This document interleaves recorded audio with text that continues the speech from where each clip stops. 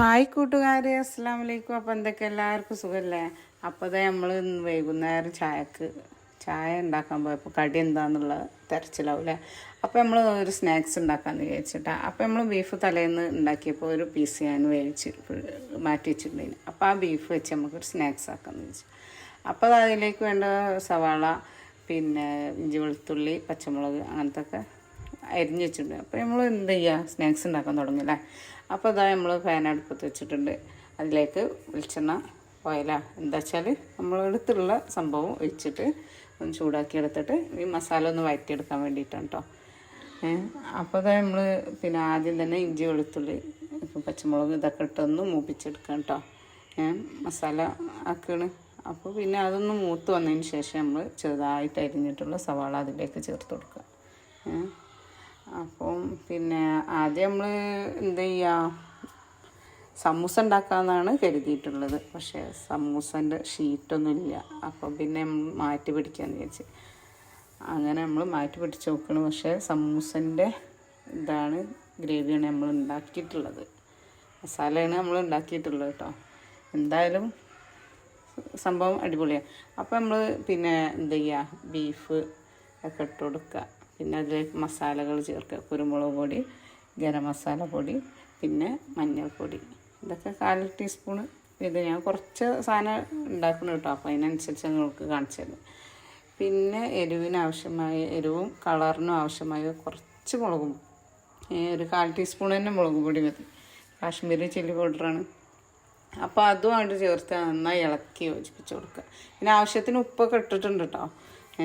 അപ്പം നമുക്കറിയാമല്ലോ ഒരു മസാല ഉണ്ടാക്കുക എന്നുള്ളത് എങ്ങനെയാണെന്നുള്ളത് എല്ലാവർക്കും അറിയണതിന്.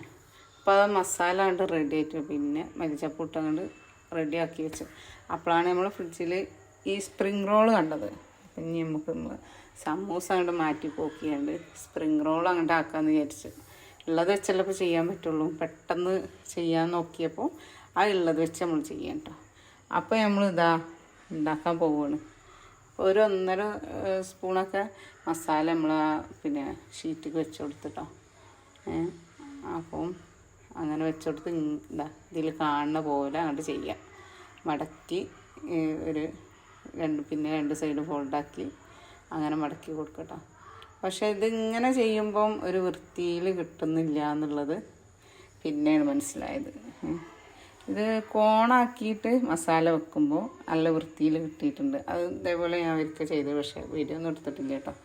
അപ്പോൾ അന്ന് നല്ല വൃത്തിയിൽ കിട്ടി. പക്ഷെ ഇങ്ങനെ ആക്കിയപ്പോൾ അങ്ങനെ പിന്നെ വീഡിയോ ഒക്കെ എടുത്തതിന് ശേഷമാണ് പിന്നെ അതിനെപ്പറ്റി ചിന്തിച്ച് ഏതായാലും വെറൈറ്റി ആക്കി എന്നും ഒരുപോലെ ആക്കണ്ടല്ലോ. അപ്പോൾ വെറൈറ്റി ആക്കി നോക്കാമെന്ന് കരുതിയിട്ട് മാറ്റി നോക്കിയതാണ് കേട്ടോ. അപ്പോൾ അത് ഇതൊക്കെ അങ്ങനെ ആയിട്ട് ചെയ്തെടുക്കുക. എന്തായാലും ഒപ്പിച്ചിട്ടുണ്ട്. അങ്ങനെ മടക്കി കൊടുക്കുക, പിന്നെ ഇതാക്കി കൊടുക്കുക. അപ്പോഴത്തേനൊക്കെ അങ്ങോട്ടും ഇങ്ങോട്ടൊക്കെ ആകണുണ്ട് കേട്ടോ. സാരമില്ല, കുഴപ്പമില്ല, നമുക്ക് അഡ്ജസ്റ്റ് ചെയ്യാം. നമ്മൾ ഉണ്ടാക്കണതല്ലേ ഇപ്പോൾ നിങ്ങൾക്ക് കാണിച്ചു തരാൻ പറ്റുള്ളൂ.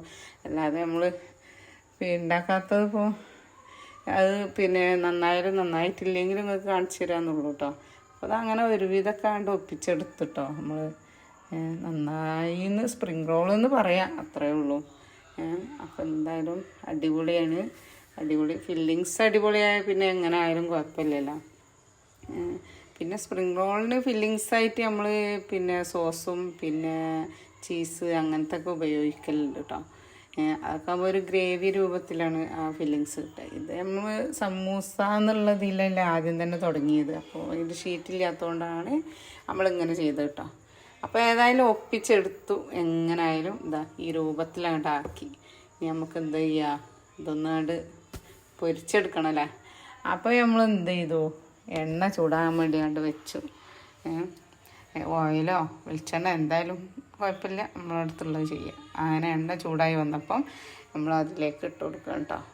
വളരെ പെട്ടെന്ന് ഉണ്ടാക്കാൻ പറ്റുന്നതാണ്, സിമ്പിളായിട്ട് ഉണ്ടാക്കാൻ പറ്റുന്ന ഒരു സ്നാക്സാണ്. നമ്മൾ പെട്ടെന്ന് ഉണ്ടാക്കിയതാണ് കേട്ടോ. കാരണം വൈകുന്നേരം ചായ ഉണ്ടാക്കാൻ നോക്കിയപ്പോഴാണ് സ്നാക്സിൻ്റെ ഇത് ഓർമ്മ വരില്ല. അപ്പം പിന്നെ അങ്ങോട്ട് ഉണ്ടാക്കി ഒരു അരമണിക്കൂറിൻ്റെ ഉള്ളിൽ ഏകദേശം ഉണ്ടാക്കി കഴിഞ്ഞിട്ടുണ്ട് കേട്ടോ. അപ്പോൾ അതങ്ങനെ നല്ല ക്രിസ്പിയാക്കി എടുക്കുക. നമ്മൾ ഉള്ളിൽ മസാല വെന്തതാണല്ലോ. അപ്പം പിന്നെ ഈ ഷീറ്റിൻ്റെ ഒരു വേവിന് നമുക്ക് ആവശ്യമുള്ളൂ. അപ്പോൾ തീ നന്നാക്കി കുറച്ച് വെച്ചതിന് ശേഷം അങ്ങനെ ചെയ്താൽ മതി കേട്ടോ. അല്ലാതെ പിന്നെ മസാല വേവാത്തല്ലല്ലോ, ഉള്ളിൽ മസാല വേവട്ടെ വെച്ചിട്ട് ഒരുപാട് നേരം വെച്ച് വേവിക്കേണ്ട ആവശ്യമൊന്നുമില്ല. അപ്പോൾ പെട്ടെന്ന് വേഗം ക്രിസ്പി ആവും കേട്ടോ.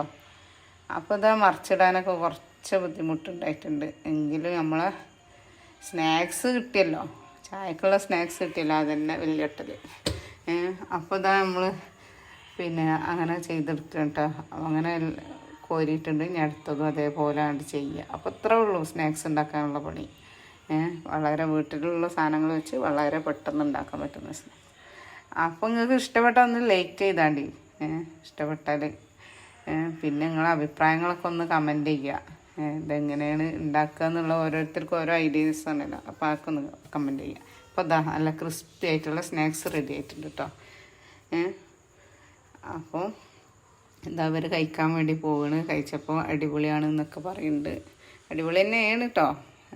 അപ്പോൾ നിങ്ങൾക്ക് ഇഷ്ടപ്പെട്ടാൽ ഒന്നും കൂടി പറയാം, ലൈക്ക് ചെയ്യുക, ഷെയർ ചെയ്യുക, കമൻറ്റ് ചെയ്യുക നിങ്ങളെ അഭിപ്രായങ്ങൾ. പിന്നെ സബ്സ്ക്രൈബ് ചെയ്യാതെ കാണുന്ന കൂട്ടുകാരൊന്ന് സബ്സ്ക്രൈബ് ചെയ്ത് നമ്മളെ സപ്പോർട്ട് ചെയ്യുക കേട്ടോ. അപ്പോൾ ഇനി വേറെ എന്തെങ്കിലും സ്നാക്സൊക്കെ ഉണ്ടാക്കുന്ന വീഡിയോയുമായിട്ട് നമ്മൾ വീണ്ടും വരും. അപ്പോൾ അതുവരെ എന്ത് ചെയ്യുക, ബായ്, അസ്സലാമു അലൈക്കും. അപ്പോൾ നിങ്ങൾ തീർച്ചയായും